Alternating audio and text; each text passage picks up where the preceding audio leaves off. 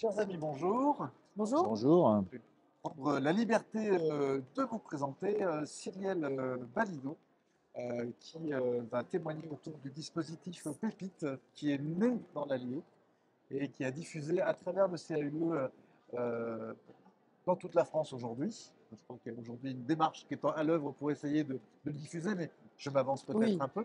oui. Brigitte Thomas, vous êtes la présidente de la route des Églises peintes du Bourbonnais. Merci d'être avec nous. Et Patrick Martin-Saillant, vous êtes membre de l'association Patrimoine Bourbonnais, Patrimoine d'Avenir et également fondateur du site montbourbonnais.com. Bonjour. Nous sommes actuellement sur le Salon des patrimoines bourbonnais, organisé par Patrimoine Bourbonnais, Patrimoine d'Avenir, pour évoquer vos initiatives et notamment le recours que vous avez eu au numérique.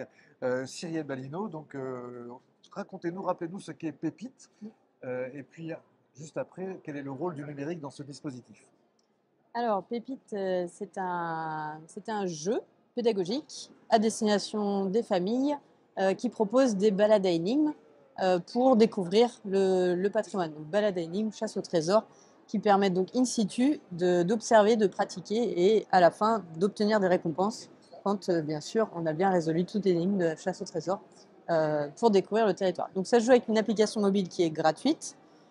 Qui porte le même nom, Pépite. Et à l'heure actuelle, donc depuis 2018, on a développé plus d'une quarantaine de balades qui sont du coup disponibles à l'échelle de l'Allier. Donc il y en a une sur Ruriel, il y en a une sur Saint-Nicolas-des-Biais, une sur Moulins, une sur Ébreuil. Enfin voilà, une quarantaine de missions à ce jour à l'échelle du département. Ce sont des missions qui sont liées à des patrimoines en particulier, qui sont thématisés.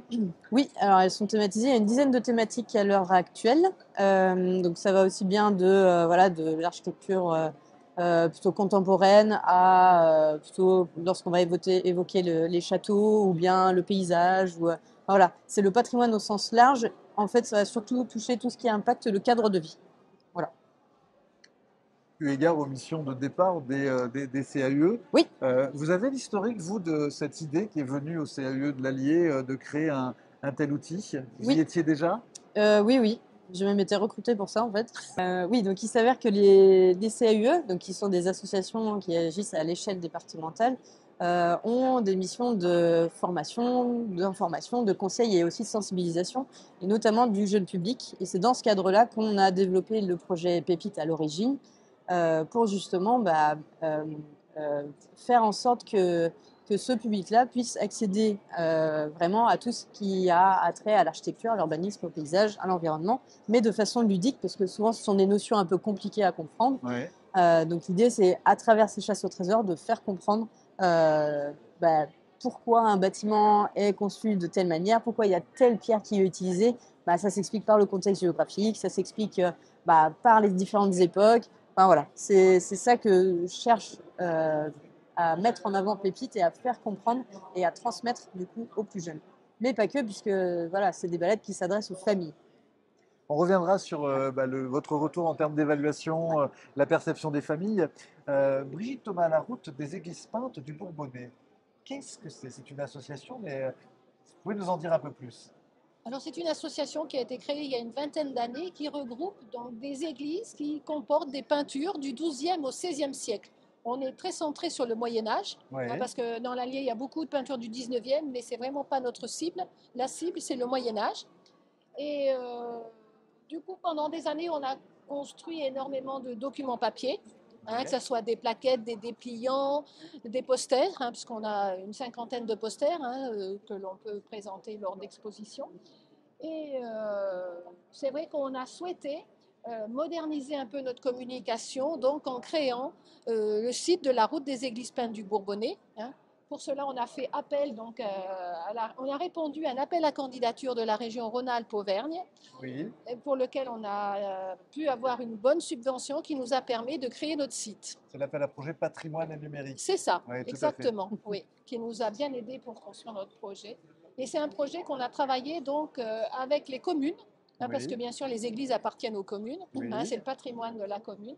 Donc à la fois on a travaillé sur le patrimoine des communes et en même temps sur les peintures des églises donc concernées. Et donc sur notre site, on peut aller voir directement. Donc l'église, je prendrai l'église de Janza parce que j'habite à Janza.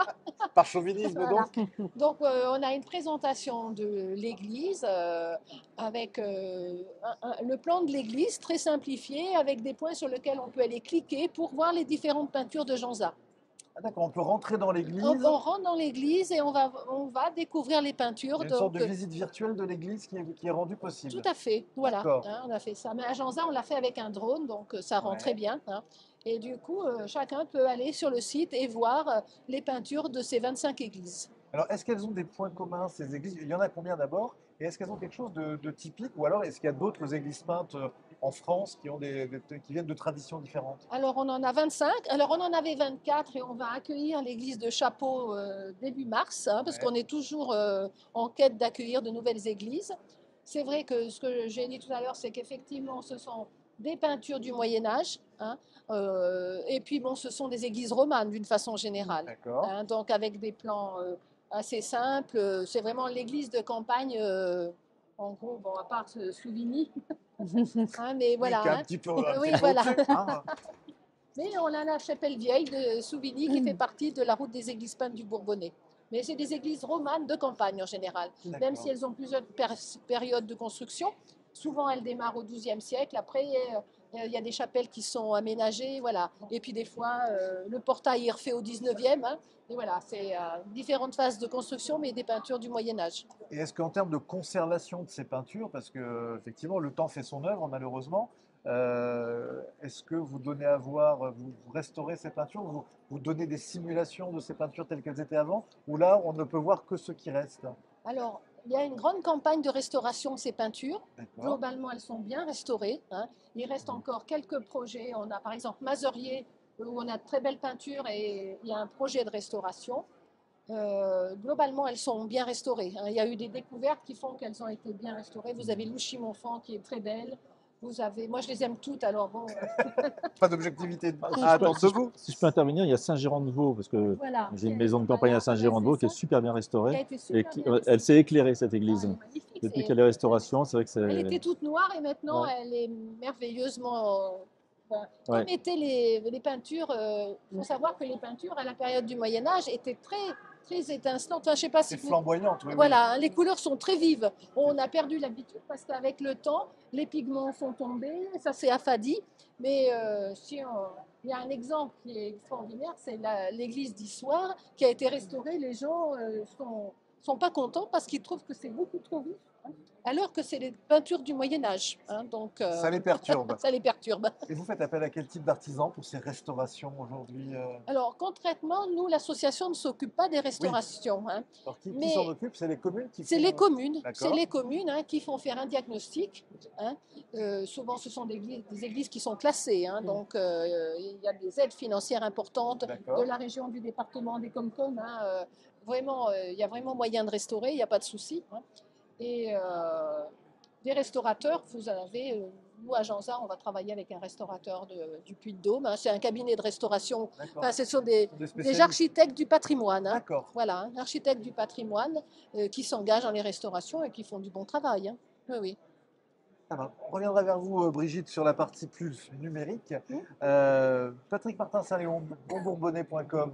Alors, d'où est venue cette idée et qu'est-ce que c'est? Est-ce que vous pouvez nous en dire quelques mots? Alors, montbonnet.com, on l'a fondé en 2015 à peu près, avec un neveu et une nièce qui étaient au fait du numérique, parce que moi je ne maîtrisais pas du tout les sites internet. Et donc ils m'ont beaucoup aidé dans la mise en place du site. Moi j'étais plutôt à amener la matière, j'ai amené Ouais. les fiches. Mais donc c'était le besoin, c'était parce que dans le Bourbonnais, alors c'est un peu la mission de PBPA aussi, c'est qu'il y a beaucoup de silos. Les gens ne se parlent pas entre eux.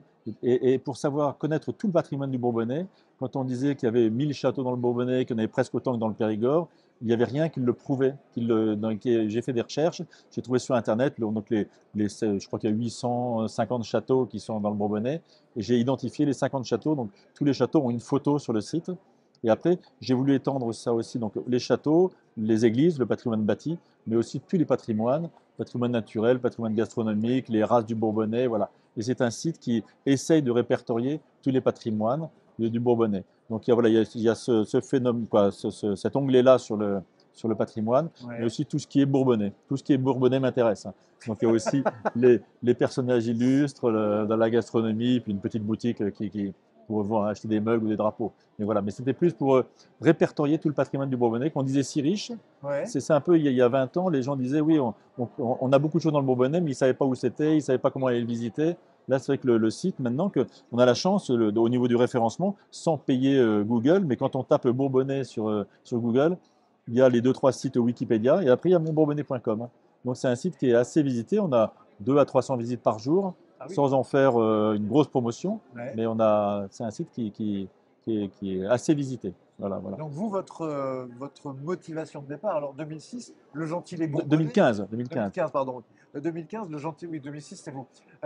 2015, le Gentilé Bourbonnais, il n'est pas encore en place. Exactement. Hein, donc vous aviez un coup d'avance. Mais c'est que le président nous a écoutés. Mais vous, votre envie, c'était par passion pour le Bourbonnais, de partager cette espèce de catalogue. Exactement, exactement. C'est pour le Bourbonnais. C'est vrai qu'il y a ce phénomène-là, le président du conseil départemental en parlait tout à l'heure, c'est que les gens aiment, mais ne savent pas en faire la promotion.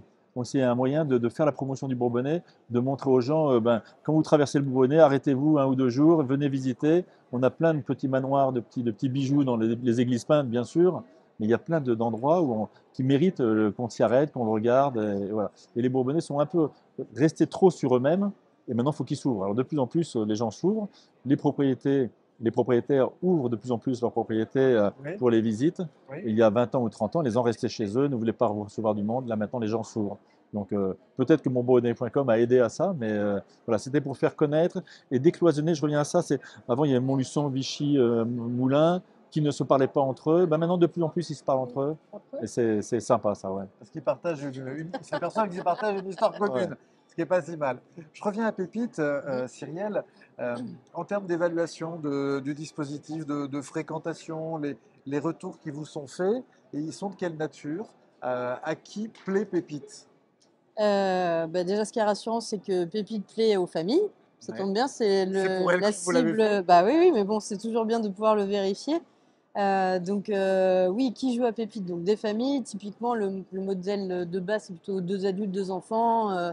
Mais après, on sait également que c'est un jeu qui plaît aux adultes sans enfants, juste passionnés de patrimoine, qui du coup cherchent au cours de leur balade à agrémenter par des informations peut-être un peu plus poussées que lorsqu'on Ouais. fait simplement une balade, en fait, tout simplement, C'est ça, oui. ou une randonnée. Donc après, les retours aussi qu'on a de la part des familles, c'est que c'est un jeu qui permet d'allier plusieurs aspects, aussi bien, du coup, comme je disais, l'aspect balade. Ça donne un objectif de sortie Ouais. aux enfants Ouais. et aux parents, parce que du coup, les enfants sont contents parce qu'ils ont la récompense. Ils jouent avec un support de jeu, donc une application mobile qui est assez attractive pour eux. C'est intuitif En tant pour que- eux, ouais. Ouais, alors intuitive et attractive. Et puis les parents, eux, s'y retrouvent parce que ils arrivent à sortir, ils n'ont pas à traîner les enfants de force dehors, en gros. Et voilà. Et après, le jeu a été lancé en 2018. Donc là, depuis 7 ans qu'il existe, on a surtout des grosses périodes de jeu, typiquement quand les familles ont du temps. Donc ça va être sur les vacances scolaires, ça va être sur la période estivale, sur les week-ends, les mercredis également. Donc là, on a comptabilisé plus de 40 000 ou 50 000. C'est des fourchettes parce que c'est pas forcément évident de connaître la composition même des équipes. Oui. Mais on sait qu'on a, voilà, on a plus de 25 à 30 000 comptes d'inscrits. Donc oui, donc on peut facilement évaluer à plus de 40 000 personnes, ouais, complètement, depuis 2018. Et Voilà. concernant les touristes qui viennent ailleurs, par définition, Oui. comment ils accèdent, comment ils sont au courant que cet outil existe? Oui. Alors, du coup, pour en revenir à ça, on sait aussi, grâce à certaines enquêtes, que la majorité des joueurs, donc 75% des joueurs, sont des joueurs de l'Allier. Donc, ce sont des Bourbonnais qui jouent, D'accord. déjà, principalement. Et puis, donc, les 25% restants, ces touristes, donc ces personnes qui ne sont pas du territoire, connaissent Pépite parce que dans la création même du jeu, on fait en sorte d'inclure un maximum d'acteurs du territoire. Donc, que ce soit les collectivités, que ce soit les offices de tourisme, D'accord. que ce soit certaines associations de défense du patrimoine ou de randonnée également. Enfin, voilà. Il y a vraiment énormément de personnes ressources et d'acteurs qu'on met dans la boucle, dans la création et même après, pour assurer la promotion et en amont la création même du parcours. Donc D'accord. c'est ce qui fait que du coup des touristes qui vont venir sur le territoire, dans la mesure où on couvre la majorité du territoire, forcément au moins dans un office de tourisme, de toute façon ils tomberont à un moment donné sur un dépliant Pépite. Voilà. Super, merci beaucoup. On a bien effectivement là Merci. cette dynamique du numérique qui permet aux jeunes, certes, mais aussi aux parents, de s'engager dans une expérience. C'est ça. Donc, parce qu'aujourd'hui, en matière de tourisme, on parle de tourisme d'expérience. Est-ce qu'il y a un pépite spécial route des Églises Peintes ou pas? Non, il n'y en a pas. Non. On y réfléchit. Il n'y en qu'il y a a pas, une mais pas encore. Parce qu'il y a une application, la route des Églises Peintes est déjà présente, c'est l'association Belles Églises. Donc aujourd'hui, vous, pourquoi d'abord vous avez décidé d'être d'abord sur l'application, maintenant de faire ce site web qui est très fouillé avec des visites virtuelles? Qu'est-ce qui fait que vous prenez cette décision? C'est parce que ces églises, on ne peut pas les visiter en permanence? Ah C'est si, pour des si, nouveaux- si, au Non, contraire. pourquoi alors? L'idée, c'était de toucher une population plus jeune, D'accord. avec l'outil, avec le smartphone, avec de la vidéo. Alors, on s'est appliqué à faire des vidéos courtes pour garder l'attention. Enfin, on essaye de rentrer dans le monde, vous voyez, d'une population plus jeune et qui, on espère, va utiliser cet outil. C'est vrai que Belles Églises, à l'époque, nous avait contactés et on Ouais. a fait le jeu de remplir leur cahier des charges Parce pour qu'il y a un différentes parcours, il y églises. a un parcours, ouais, effectivement. Voilà, c'est ça. Donc on a fait ça. Et puis parallèlement, on se disait qu'il fallait qu'on évolue, parce qu'on voit bien que les documents papier, c'est plus adapté. Et du coup, ça permet, tout à l'heure, vous parliez de la population. Je pense que déjà, moi j'ai des appels un peu de toute la France, des gens qui vont traverser à un moment donné le Bourbonnais et qui Ouais. se disent tiens, moi j'ai envie Alors ils m'appellent, on voudrait visiter les églises peintes. Ah oui, alors il y en a 25. Alors On commence par laquelle? Alors c'est vrai qu'il y en a tellement qu'on n'a pas un véritable circuit. Moi je suis en train de travailler sur des circuits, des Oui. propositions. Actuellement, à Vichy, il y a énormément de monde qui vient passer le week-end à Vichy et on a beaucoup de demandes par rapport à cette population qui vient à Vichy et qui a envie de voir quelques églises. Alors je suis en train de travailler sur des parcours autour de Vichy pour que effectivement j'ai quelque chose à leur proposer. Parce que 25, c'est vrai qu'en une journée, c'est compliqué, C'est quoi. compliqué. Donc, l'outil, je pense qu'il fonctionne bien. Bon, alors, on n'a pas 200 par jour, nous, mais on a une cinquantaine par jour, donc c'est déjà pas mal. Et puis donc, les gens sont invités donc, à m'appeler pour que je les aide à construire leur parcours. Donc, ils peuvent découvrir sur l'application, et puis après, ils appellent, et voilà, moi, ce qui m'intéresserait, voilà, on organise. Super, Oui, oui, bravo. oui, Vous oui. nous direz dans quelques mois ou quelques années si effectivement la fréquentation jeune, il Oui, faut évaluer mais ça. c'est ça. Oui. Et pour l'instant, je peux pas. C'est encore un peu tôt. C'est un peu tôt. Et c'est vrai que c'est un thème transversal de cette édition du Salon des Et patrimoines, oui, des patrimoines oui, je trouve bourbonnais, bien. Ouais. qui est une très bonne idée, puisque par définition, le patrimoine, c'est ce qu'une génération transmet à l'autre. Alors, Oui, tout c'est à la moindre fait. des choses. Mais Oui. Patrick Martin-Saint-Léon, Brigitte Thomas parle de parcours. Ouais. On se dit, bon, monbourbonnais.com, on a tout le catalogue. Maintenant, on se dit, où est l'appli mobile pour effectivement me guider? J'allais rebondir sur ce que disait Madame, c'est que moi j'ai pour le monbourbonnais.com, nous avons créé une carte interactive sur le site qui permet de répertorier tous les patrimoines et à partir d'un endroit de zoomer sur le lieu où on est pour voir un peu ce qui se passe autour, ce qu'il y a à voir autour du lieu où on est.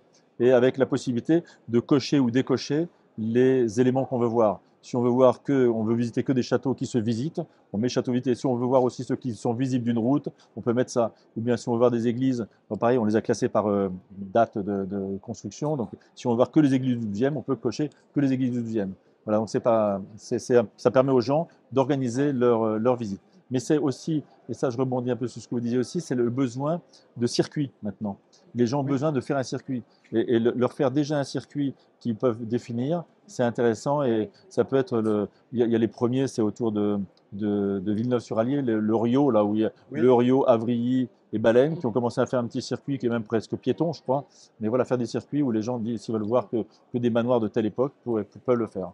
Donc c'était une volonté aussi du site de pouvoir organiser sa propre visite. Et une appli mobile, Mon Bourbonnais, bientôt? Peut-être pas. On travaille qu'avec notre budget personnel, donc on Oui, n'a pas. voilà. Il faudrait faire un appel d'offres. On devrait peut-être répondre à un appel Ah, c'est d'offres. peut-être Mais, intéressant. Oui, ça pour vaut le l'instant, coup. moi, j'ai aucun moyen à part les moyens personnels que j'ai, mais quoi, il y a pas. Il faudrait peut-être avoir des moyens de le faire. Mais une appli mobile, sûrement. Oui, oui, Regarde, oui. effectivement. C'est formidable, c'est formidable. Donc le numérique pour toucher On a une carte les plus interactive jeunes. aussi. Vous avez une carte interactive aussi. Oui. C'est pas un concours, hein, Brigitte. Mais on sent Non, bien. mais c'est important. Alors on sent bien que de votre côté, effectivement, une passion Moyen-Âge, mais vous n'êtes sûrement pas au Moyen-Âge vous-même, puisque vous êtes déjà 3.0 avec des outils de visite virtuelle qui nous Ouais. permettent d'aller les voir je dirais en teaser, comme on dit de nos jours, et puis d'aller les voir en vrai. Patrick Martin-Saint-Léon, bah merci pour cet énorme travail de catalogue et de référencement, hein. Quand on a la donnée, on peut construire tous les parcours qu'on veut derrière, voire peut-être des parcours pépites partagés entre parents et enfants sous le signe des patrimoines. En tout cas, c'est tout le mal qu'on se souhaite ici dans le Bourbonnais grâce à des acteurs comme vous. Je vous remercie. Merci C'est beaucoup nous. d'avoir Merci. participé à cette table ronde. Merci. Merci. Je vous représente Cyrielle Balino, donc responsable du programme Pépite, conjointement au CAUE et l'agence d'attractivité de l'Allier. Brigitte Thomas, présidente de la route des Églises peintes du Bourbonnais. Et Patrick Martin-Saint-Léon, créateur du site monbourbonnais.com. Merci beaucoup. Merci. Merci. Merci.